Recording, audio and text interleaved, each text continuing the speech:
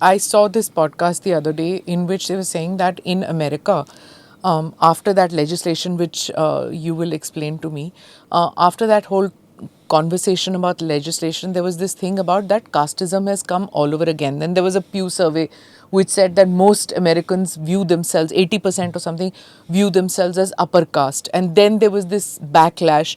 So Americans just, of course, they don't understand the complexities of Hinduism, or Indians don't understand in India the complexities. But is the view, is the Hindu community viewed through this prism of the neo-racism, you want to call it, or you want to call it casteism? उनको समझ तो आता नहीं है the details. Is it, are they seen through that prism? It's a mixed bag. As far as, see, we have to decouple the Hindu community over here and the Hindu community over there. That's the first thing. Can that be done? Yeah, we have to. When we are doing sociological analyses, we have to do that. And there are reasons for that. Ambedkar as an example. What did Ambedkar say when he went to the United States of America? The first time I felt equal was when I went to America.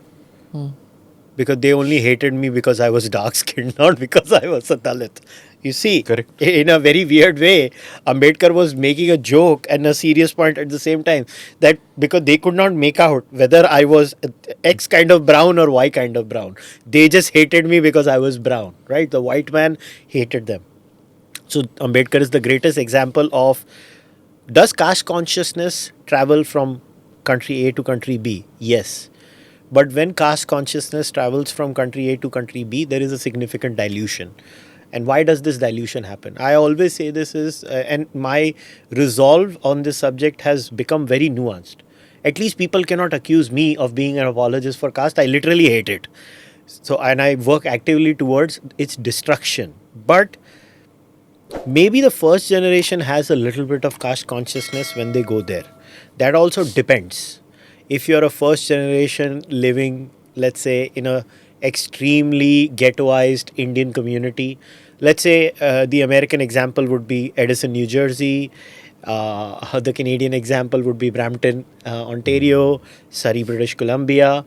Maybe there, because you don't even have to speak in English, आपकी जो एक वो होती है ना requirement होती है कि आप तो मतलब अभी आज आप ब्रैम्पटन में अगर काम कर रहे हो, ब्रैम्पटन में रह रहे हो, आप पूरा टाइम पंजाबी बोलो, आप literally you can And you can be second FOB नहीं हो आप. ना आप पंजाबी बोलो, आप अपने उस बॉर्डर एरिया से बाहर मत निकलो, you are fine even if you don't speak English. वो अलग बात है कि इंग्लिश बोलेंगे, बट जो सेकंड जनरेशन बच्चा पैदा होता है, probably people like my wife, you know, they don't even, my wife did not even know what caste as a concept was until she got married to me and came to India, where caste is on your face kind of a scenario.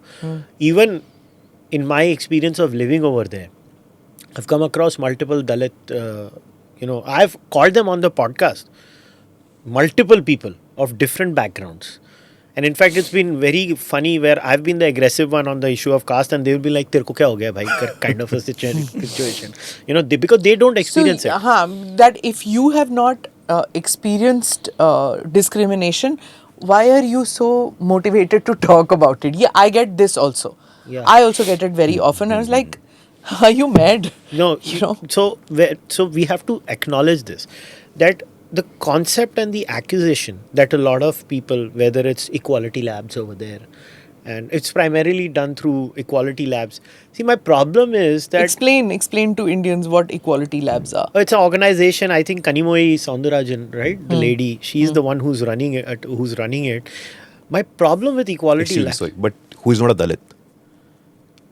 Well, I did not want to talk about No, but I think अब local stand और issue की ownership कौन लेगा? I think ये जो behalfism होता है I did not want to say it. You can say I it. think because that's the truth. Behalfism. Behalfism. This behalfism is what we have a problem with. Yeah. In fact, I remember. तो क्या उनकी study निकली थी? So She's the one who that Seattle legislation के लिए no. See, they have been pushing a lot of things. So obviously, Equality Labs had a giant role to play in the Seattle Ordinance, and I think it should be put on the screen. And I want people to read the operative part of the ordinance. All right, the operative part of the ordinance says, Section 22. Although caste is often associated with Hinduism and India, it transcends religious and geographic boundaries, with caste based discrimination showing up in Christian, Muslim, Sikh, and other religious communities all over South Asia and in Southeast Asian and African communities, including Japan, the Middle East, Nigeria, Somalia, and Senegal. Question number one. Hey, how nice, na? Caste doesn't show up in Canada, America, Australia, New Zealand.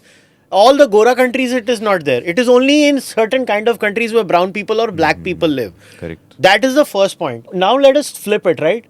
We remove caste and we add race. We remove Hinduism, we add the anglicized word. We remove India and all those countries and we add all the anglicized countries. And we remove Seattle Ordinance and we call it the Delhi Ordinance. And essentially we say, ye gore log, what they are saying is, ye bhure log यहाँ आते हैं और अपना गंद लाते हैं. This highlighted paragraph, which is part of section 22 of the Seattle Ordinance, is basically putting a target on the entire South Asian community over there.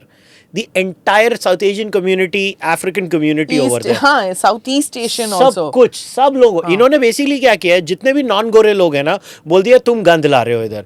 अब मैं बोलता हूँ, अगर ये दिल्ली म्युनिसिपल कॉर्पोरेशन ने बोला होता था एक जेनेरिक वे में कि तुम गोरे लोग यहाँ पे रेसिज्म ला रहे हो, how would they have felt? See, my problem with the episteme, see, and deep down inside this kind of an ordinance is DEI, diversity, equity, inclusion, as an epistemology. And they have used certain tools. कुशल यार इतने बड़े बड़े words use कर रहा है, फिर नहीं समझ आता. अच्छा, मैं इसको ब्रेक डाउन करता हूँ. हाँ. So, diversity, equity, inclusion. Now, इसकी results क्या आते हैं? Now, let's look at the next slide. This was a study done recently by NCRI. Conveniently ignored by अपने New York Times What and the hell is this? Yeah. So what they did was they did a study that when you do DEI training and part of the DEI training में आप caste consciousness now, instead of solving the problem, it creates a problem. So imagine, look at what people think. See, how does this help a child in the United States of America? All it creates, and by the way, I'm just showing one What slide. is the study where? Where This has it is appeared? NCRI. This is a study just done a couple of months ago. It's a very well. Is it published? Yeah. The entire public. I'll share the entire study ka list. See, the caste was a subset of the entire study. The study looked at the work of Ibram X. Kendi, Robin DiAngelo, all this. So even Islamophobia study, Islam. They keep shouting Islamophobia, and they show basically in these studies that the more you do it, the more you turn people off from these things. In fact, अगर मेरे जहन में नहीं भी होगा ना, हिंदू मुस्लिम, दलित ब्राह्मण, गाला गोरा, see, try and understand American societies में बहुत प्रॉब्लम थी, but they really have come a long way. You have to live there to understand. वो लोग fiercely individualistic लोग हैं. वो लोग नहीं है, ग्रुप थिंक में नहीं मानते हैं. ये हुआ क्या है लास्ट 15 साल में ना, अमेरिका में victimhood is the new national pastime. So everybody is a victim now. So when everybody is a victim now, nobody is a victim. And there are real victimhood stories, but this framework is not helping. There is real caste consciousness and real caste problems. I'll give you an example. आजकल वो आप अगर study करोगे ना, मैं पंजाबी हूँ तो मैं पंजाबी लिरिक्स के ऊपर स्टडी करता हूँ. If you look at Punjabi lyrics and Punjabi Twitter, even outside India, they drop the K word, they drop the C word. Because हम लोग यहाँ रहते हैं, हमारे कानून है, हम नहीं बोल सकते ये सब. But you know which words I'm talking about. You're from Delhi, so you know the words exactly. These are caste slurs. They use it in North America also. But who uses it? It's maximum used in Khalistani circles. The Khalistani circles or rap music में? Rap music, but funded by a particular group, a particular dominant caste group of Punjab, that they use the word.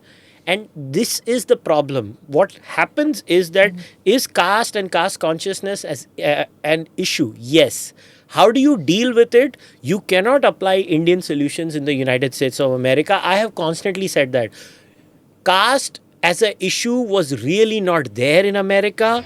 Do subscribe to the ANI Clips channel to get shorter versions of this podcast. Click here to watch the full episode.